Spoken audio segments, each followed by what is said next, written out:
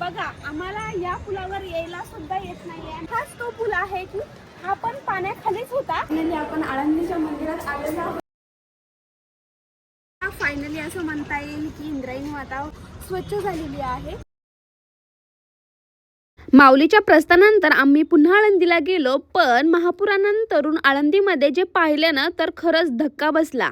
काही दिवसापूर्वी इथंच माऊलीचं प्रस्थान मोठ्या भक्तिभावात पार पडलं। लाखो वारकरी ज्ञानोबा माऊली तुकाराम या जयघोषात पंढरपूरला रवाना झाले। त्या दिवशी पूर्ण आळंदी भक्तिमय वातावरणात भारावून गेली होती। म्हणजे आपण आळंदीच्या मंदिरात आलेलो आहोत माऊलीचं दर्शन घेण्यासाठी। चला तर मग दर्शन करूया।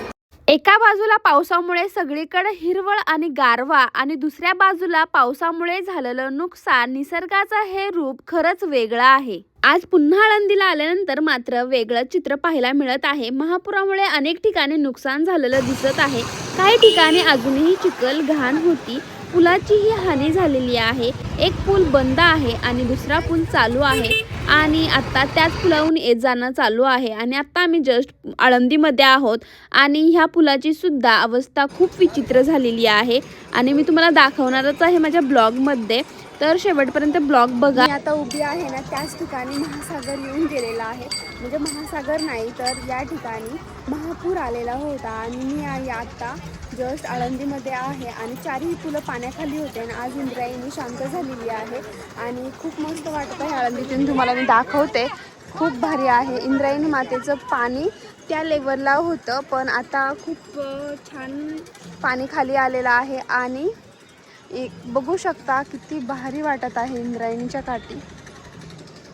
पावसाचं मस्त वातावरण झालेलं आहे। आजूबाजूला सगळीकडे गारवा हिरवगाळ पाहून मन अगदी प्रसन्न होत आहे। आधी आता आपण माऊलीचं दर्शन घेण्यासाठी मंदिराकडे जाणार आहोत। 4 दिवस आधी अशी अवस्था होती की तुम्हाला असं वाटत असेल की म्हणजे आळंदी खूप पाण्यामध्ये होती आणि हे चारही जो हा पूल दिसतोय ना हा सुद्धा पाण्याखालीच होता आणि ह्या कमानीपर्यंत पूर्ण पाणीच होतं। या ठिकाणी इंद्रायणी माता आज शांत झालेली आहे आणि तुम्ही बघू शकता इंद्रायणी माता किती शांत झालेली आहे आणि या ठिकाणी बघा किती कचरा साचलेला आहे आणि आता फायनली असं म्हणता येईल की इंद्रायणी माता पूर्ण स्वच्छ झालेली आहे आणि बघा किती पाणी स्वच्छ दिसत आहे।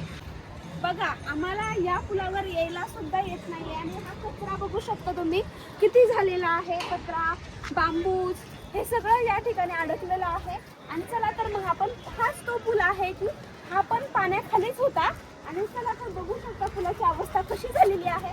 ह्या पुलावरच्या सगळ्या फरशा निघालेल्या आहेत आणि तुम्ही बघू शकता आळंदीमध्ये किती नुकसान झालेलं आहे आणि पुंडलिकच्या मंदिराचा कळस सुद्धा महापुरामुळे तुटलेला आहे आणि खूप वाईट वाटत आहे। काही दिवसापूर्वी पावसाच्या वातावरणाने खूप भयानक परिस्थिती निर्माण झाली होती आणि इंद्रायणी मातेला महापूर आलेला होता आणि रुद्र अवतार धारण केला होता इंद्रायणी मातेने आणि आता पुन्हा एकदा इंद्रायणी माता शांततेत आणि खूप स्वच्छ झालेली आहे आणि आता आपण मंदिराच्या दिशेने जात आहोत। एवढा महापूर आला की आळंदी अर्धी पाण्यात होती, मग अचानक हे पाणी गेलं तरी कुठं हा प्रश्न अजून माझ्या डोक्यातून जात नाहीये। म्हणजे आपण आळंदीच्या मंदिरात आलेलो आहोत माऊलीचं दर्शन घेण्यासाठी। चला तर मग दर्शन करूया। चला तर मग मंदिराचा परिसर बघून घेऊयात। प्रस्थानाच्या दिवशी असाच मंदिर मस्त सजवलेलं होतं, सगळीकडे फुलांच्या माळा आणि हे वातावरण खूप मस्त वाटत आहे। या ठिकाणी माऊलीचं प्रस्थान झालेलं आहे तरी सुद्धा या ठिकाणी लाखो भक्त अजून सुद्धा रांगेत दर्शनासाठी आहेत। प्रस्थानाच्या दिवशीच्या आठवणी अजूनही त्या परिसरात जाणवत होत्या आणि आता मी माऊलीचं दर्शन घेतलं। माऊलीचं दर्शन घेतल्यावर मनाला एक वेगळे समाधान भेटतं। कितीही संकट आलं तरी, कितीही परिस्थिती बदलली तरी माऊलीचं आणि भक्तांची कायम श्रद्धा आणि वारकऱ्यांची असलेली श्रद्धा कधीच कमी पडत नाही। या ठिकाणी खूप मस्त लिहिलेलं आहे, विठोबाचा प्राणसखा।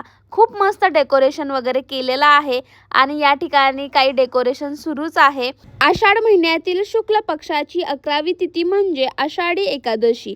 या दिवशी देवशयनी एकादश असते आणि ह्या एकादशीला खूप महत्त्व दिलेलं जातं, कारण वारकरी संप्रदायासाठी हा दिवस खूप महत्त्वाचा आहे. कारण या दिवशी लाखो वारकरी पंढरपूरला जाऊन विठ्ठल रुक्मिणीचं दर्शन घेतात. हे फक्त पायी चालण्याची यात्रा नाही, ही भक्तीची, श्रद्धेची, समाजाची आणि विठ्ठलाला भेटण्याची सुंदर ओढ आहे. वारकरी ऊन असो, पाऊस असो, थकवा असो, कितीही अंतर असो याची पर्वा करत नाहीत. फक्त मुखात ज्ञानोबा माऊली तुकाराम हा जय घोष अखंड वारीमध्ये आपल्याला अनुभवायला भेटतो आणि खूप मस्त वाटत आहे. पालखी प्रस्थानाच्या आधी हा पूल पाण्याखाली होता, हे पूर्ण पाणी होतं इंद्रायणीमध्ये. आता स्वच्छ झालेली आहे आणि तुम्ही बघू शकता पाण्याची पातळी खूप कमी झालेली आहे आणि तो पूल सुद्धा पाण्याखाली होता, हा सुद्धा पाण्याखाली होता, पलीकडचा पण पाण्याखाली होता. असे 4 पुले पाण्याखाली होते आणि तुम्ही बघू शकता अवस्था कशी झालेली आहे आपली इंद्रायणी नदीची. पण एक गोष्ट खरी सांगायची आहे तर आज आहे ना, आळंदीत येऊन सुद्धा आळंदी खूप शांत आहे आणि या वातावरण असं वाटतं की माऊली या ठिकाणी नाही आहेत. माऊली आपले पंढरपूरच्या दिशेने रवाना झालेले आहेत आणि आत्ता पुण्यामध्ये आहेत आपली पालखी. तर या ठिकाणी खूप सन्नाटा वाटत आहे, खरंच खूप सन्नाटा आहे. आळंदीत ज्ञानेश्वरीचा ग्रंथ समोर ठेवला आणि ती चक्क मुक्ताई ज्ञानेश्वरी वाचायला बसली. पण तिला काय कळतंय हे तर माऊलीचंच कृपा म्हणायची. आळंदीमध्ये शूट सुरू होतं, अचानक मस्त एक छोटीशी चिमुकली आम्हाला मुक्ताईच्या रूपात भेटली आणि खूप मस्त वाटलं. जर आजचा ब्लॉग तुम्हाला आवडला असेल तर नक्की शेअर करा, लाईक करा, सबस्क्राईब करा. नवीन असाल तर नक्की सबस्क्राईब करा आणि असेच माझे भन्नाट ब्लॉग बघायला विसरू नका. स्वतःची काळजी घ्या आणि धन्यवाद. बाय.